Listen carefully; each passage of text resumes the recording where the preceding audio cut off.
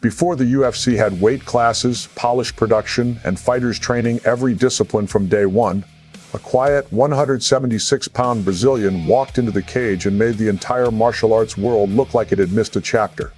Royce Gracie did not look like the monster in the room. That was the trick. He looked calm, skinny, almost too relaxed. And then the bell rang and everybody learned the same ugly lesson. UFC 1 is the original trap. The event is sold as style versus style, but Royce is not playing the same game as everybody else. The strikers want range. The brawlers want chaos. The bigger men want force. Royce wants connection. Once he closes distance, the fight starts shrinking. The punching space disappears. The panic rises. The crowd is still waiting for a movie fight while Royce is quietly solving a body. Art Jimerson becomes the first lesson. One glove on, one glove off, a perfect visual for a fighter caught between two worlds. He has boxing skill, but once Royce gets inside, the glove is decoration. The boxer is not being outboxed. He is being moved into a world boxing was not built to answer. That is the part people miss. Royce is not trying to win a striking contest. He is removing the contest entirely. Just gives Royce an anchor with which to move his opponent around. But watch Royce, though. I think you're going to see the clinch is... Then comes Ken Shamrock, and this is where the argument gets serious. Shamrock is not some confused striker. He understands grappling danger. He is strong, aggressive, and mean in all the right ways. If anybody in UFC 1 is supposed to make Royce pay for getting too comfortable, it is Ken Shamrock. And Royce still finishes him in 57 seconds. That fight is the warning siren. Is a deadly target, right for the takedown. Leg drag right away. Royce is up. The UFC 1 final is Gerard Gordeau, the striker who already gave the event its first brutal shock. Gordeau is dangerous. He is damaged, but he is still dangerous. Royce cannot stand outside and admire him. He has to get through the weapons, close the gap, and turn the final into a grappling problem. The striker needs space. Royce needs a grip. The grip wins. So at UFC 1, Royce submits 3 men in one night and becomes the first tournament champion. But the bigger victory is psychological. Every martial artist watching now has a problem. It is not enough to be tough. It is not enough to hit hard. If you cannot stop the clinch and survive the ground, you are not safe. Let me tell you something, that is the sport being rewritten on camera. Then UFC 2 raises the difficulty. More fighters, more tape, more people who know the Gracie name is coming. This is where a lot of one-night tricks get exposed. Everybody has seen the first movie now. The secret is out. If Royce was only surprise, UFC 2 should have been the night the field caught up. Instead, he wins the whole thing again. Minoki Ichihara is first, and this is a great example of Royce making patience look cruel. Ichihara has traditional skill, toughness, and pride.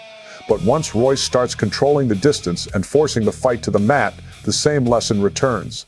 The gi is not a costume, it is a handle system. Royce uses connection, pressure, and patience until the opponent is spending energy just trying to exist. Jason DeLucia is next, and this fight matters because DeLucia is not walking in blind. He has seen the game. He knows Royce is not there to trade. But knowing danger exists is not the same thing as stopping it. Royce gets the fight into his world again, and the submission comes fast. That is the frightening part of this run. Preparation did not automatically equal survival. Then Remco Pardale brings size. And listen, size matters. Anybody who tells you size does not matter has never had a giant person settle weight on them. Pardale is a real heavyweight problem. But Royce turns the gi into a weapon, climbs into the control battle, and uses the lapel choke. That is cold-blooded technique. The bigger man gives him cloth, posture, and neck position. Royce cashes it in. Patrick Smith is the UFC 2 final, and this is poetic because Smith had already looked violent in the tournament. He could strike, he could swarm, and he had the kind of aggression early UFC fans loved. But aggression against Royce is a dangerous currency. If you rush without position, you can hand him the exact entry he wants. The final ends with Royce on top again, working the arm and closing the bracket. Different than his normal strategy now.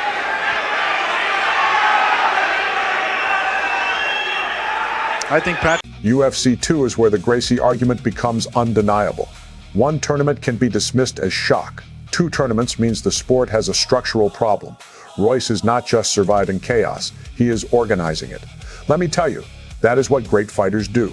They do not need the fight to be pretty. They need it to become predictable for them and terrifying for everybody else. Then UFC 3 gives us the first crack in the armor. Kimo Leopoldo is not the most technical opponent Royce ever fought, but he is huge, intense, and physically exhausting. This is where the body starts sending the bill. Royce wins the fight, but Kimo makes him pay for every inch. The calm genius is still there, but the damage is real, the exhaustion is real, and the tournament format finally bites back. The crowd's electric, not cheering, not booing, just talking. There's a feeling in the air that something big could happen today. Harold Howard bouncing in the corner. The withdrawal at UFC 3 is important because it humanizes him. Royce is not a video game character. He is a smaller man fighting bigger, stronger people under a brutal tournament format. Kimo does not beat Royce officially, but he changes the night. And that matters. The early UFC was not only about technique, it was about accumulated damage, fatigue, and how much of yourself you had left after a hard fight. UFC 4 is the comeback, and this is where the champion has to answer a different question. Can Royce keep winning now that everyone knows what he wants? Can he still force the same problem when the target is bigger, older, stranger, or more prepared? The answer is yes, but it gets harder. The system still works, but now everybody in the building knows the system is coming. Ron Van Clief is first at UFC 4, and the visual is wild. An older martial arts veteran stepping into the cage with the man who has already changed the game. Royce does not get distracted by the story. He does what he does. He closes, controls, and turns experience into position. That is the ruthless part of his style. He respects the opponent by refusing to give them the fight they want. Keith Hackney is the next UFC 4 step, and Hackney is tough, awkward, and dangerous enough to ruin a clean tournament story. Royce has to stay disciplined. No ego exchanges, no standing around to prove a point. The goal is contact, control, and survival through the bracket. This is where Royce starts looking less like a mystery and more like a system. Opponents know what is coming, and it still keeps coming. Then comes Dan Severn in the UFC 4 final, and this is one of the most important fights in early UFC history. Severn is massive, skilled, and the first opponent who really makes the visual argument look bad for Royce for a long time. He is on top. He is heavy. He looks like the man physically deciding where the fight happens. If you only watch with your eyes, you think Royce is losing. You know, I question the gi sometimes. It seems to get in the way. What do you think about that, Jeff? Some people say he can use it to his advantage. But jiu-jitsu is not just about who is on top. That is the lesson. Royce is waiting from the guard, making Severn carry responsibility every second. Severn controls the surface of the fight, but Royce controls the trap. Then the triangle appears, and suddenly the giant wrestler is caught. That finish is the perfect early UFC shock. The man who looked buried was actually building the ending. UFC 4 might be Royce's best argument for greatness. UFC 1 introduced the world to the system. UFC 2 proved it was repeatable. UFC 3 showed the physical cost. UFC 4 showed that even when the opponent was enormous and winning the optics, Royce could still find the checkmate. That is not luck. That is a fighter trusting the structure when everybody else is reacting to the moment. Then UFC 5 brings the Ken Shamrock rematch, and now the sport has started to evolve. Shamrock is not the same guy who got caught in under a minute. He is bigger in the story, more patient, and clearly aware that reckless aggression against Royce is a tax you pay immediately. The rematch is not the fast viral clip. It is the hard lesson after everybody has watched the tape. With the Shamrock Home for Boys, which opened in 1968. Took in young Ken, and what a model citizen. 36 minutes later, the super fight is a draw. For some fans, it is frustrating.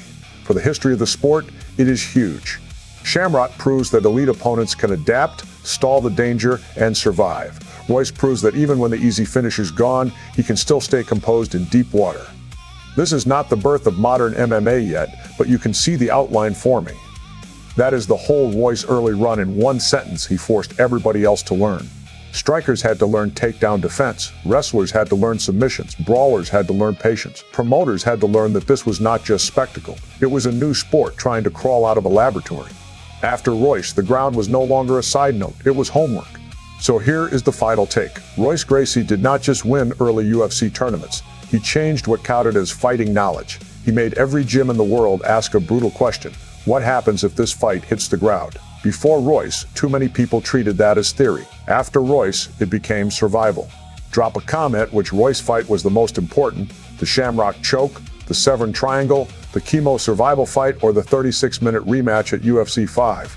If you want more raw early UFC legends, hit like, subscribe, and tell me who gets the next file.